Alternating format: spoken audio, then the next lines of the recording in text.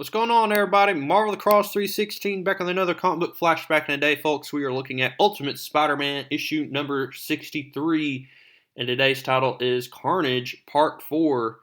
And last issue, we tragically saw the death of Gwen Stacy at the hands of Carnage. And so, what exactly is going to happen today, folks?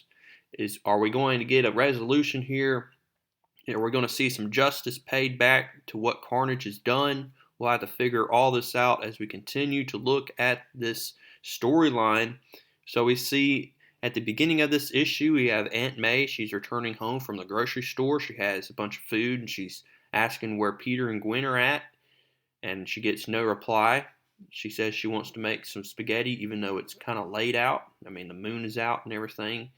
So she's asking where everybody's at. It's like, Peter, Gwen, anybody home? And so she looks out the window, and to her shock, she sees the limp, dead body of Gwen Stacy at the hands of Carnage. Unbelievable stuff. I can't believe Gwen died. What an important character she is to this universe, but unfortunately, Gwen had to suffer the fate of death here thanks to the hands of Carnage. And so we see that as Peter Parker actually is at the Daily Bugle. He's doing an evening shift now, and he's reading on the dailybugle.com that Spider-Man punishes the Punisher. It looks like Spider-Man is actually looking like he's in a positive light for once. Thanks to J. Jonah Jameson and his encounter with Spider-Man and Spider-Man saving his life, maybe Jameson is starting to see Spider-Man as a hero now. Thank goodness. But he gets a phone call from Aunt May, and he hears the news, and with a fury just leaves the Daily Bugle. I don't know if he even clocks out or not. But, I mean, he rushes home on his web line here. And when he gets there, he sees all the ambulance, the police cars, just a tragic, tragic scene. And he approaches, see that Mary Jane, all the neighbors are here. He steps through the do not cross rope, and he's going to see that Gwen's body has been put in a body bag here. Aunt May is grieving, just crying. I mean, just a terrible scene here. And Aunt May sees Peter, goes up and hugs him because she's just glad that he's safe. And then this bald dude comes up. I think he's an investigator, and he says, "Are you the nephew?" He said, "Peter Parker." He said, "Where have you been?" He said, "I've been at the Daily Bugle. I work evenings." So what happened to her? And he says, "I'm sorry to say this, but sir, your friend has died." He said, "What?" He said, "It's true. She's died, and I just want to ask some questions." Aunt May comes to the defense of Peter Parker and said, "Listen, he is a young boy, and he has not done anything to her. Do you understand me? Do not ask him these stupid questions." We see then that Captain Jean DeWolf is going to show up on the scene. She wants to see the dead body of Gwen because if it's true, then this is the same kind of murder that's happened at Empire State University. Her suspicions are correct here. We see that Gwen's body looks just as dead as, the other bodies that died back in the last issue. And so we know that there is a culprit out there. There's a killer that does the same thing to each body. So Peter says, "Hey, can I go inside?" And this guy says, "Actually, we would prefer," and Aunt May says, "Go inside, Peter. Boy shouldn't have to see something like this. He's just a boy. Don't you remember when you were a boy?" So he goes inside. He rips open his backpack, sees that his Spider-Man gear is inside. It looks like he's crying, and then he looks up, and he is furious.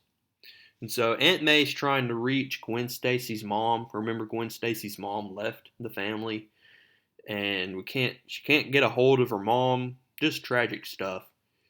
And she's like, "You idiot!" And hangs up. We see that Mary Jane's mom is there to comfort both Peter and Mary Jane's loss of their friend. And she says to them basically that Peter and Aunt May can come by anytime. I know that it might be uncomfortable for Peter to sleep in this house, knowing that Gwen has been in the house sleeping for 4 months. I mean, Gwen has been living with Peter Parker and Aunt May for 4 months. And so Mary Jane's going to come comfort her boyfriend. And he's like, I just don't understand, Mary Jane.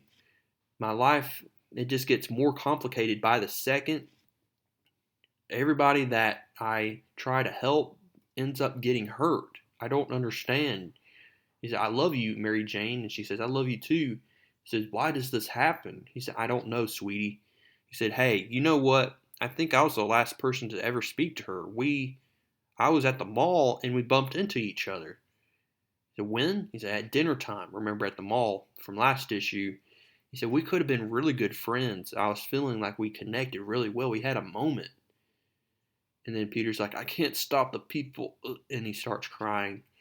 And Peter, after Mary Jane leaves, he's thinking about all the scenarios. Who could be responsible for the death of Gwen? Could it be Wolverine, Dr. Octopus, the Green Goblin, maybe Venom, maybe Kraven? Who is it? And then he thinks, Empire State University. Who do I know that works at Empire State University? Dr. Kirk Connors. It had to be the Lizard. And so he notices that Dr. Kirk Connors is standing outside the window.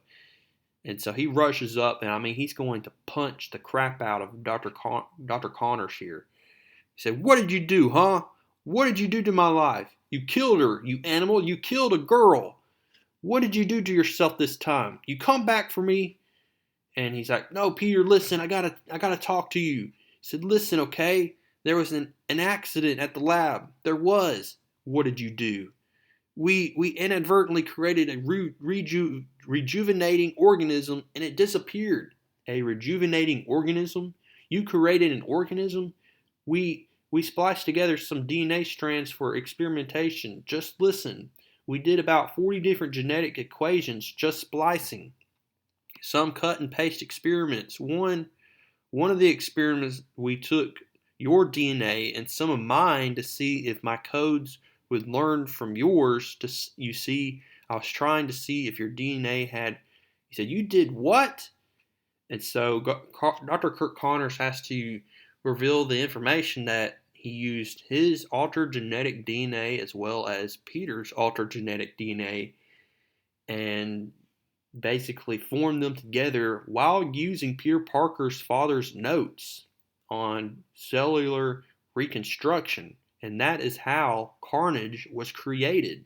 Crazy stuff, folks. And so Peter is absolutely furious. He says, it killed Gwen. It came here and it killed. How could you have done this without telling me? He said, I was going to tell you what happened. I was going to warn you or to ask for help, but you didn't answer. So I came here to make sure you were okay. I don't understand. Who died? What happened? And while they're talking, they hear a rustle in the bushes. And who could it be? It's none other than Carnage. And so that is how we end this issue, folks, with a big cliffhanger. We see that Peter and Dr. Kirk Connors are in the midst of this dangerous monster here. And so what the heck is going to happen up next, folks? We're going to be looking at that in issue number 64 as this continues. And so go ahead now and give this video a like. Comment down below what you liked about this issue. Subscribe if you have not. And I will see y'all in the next one.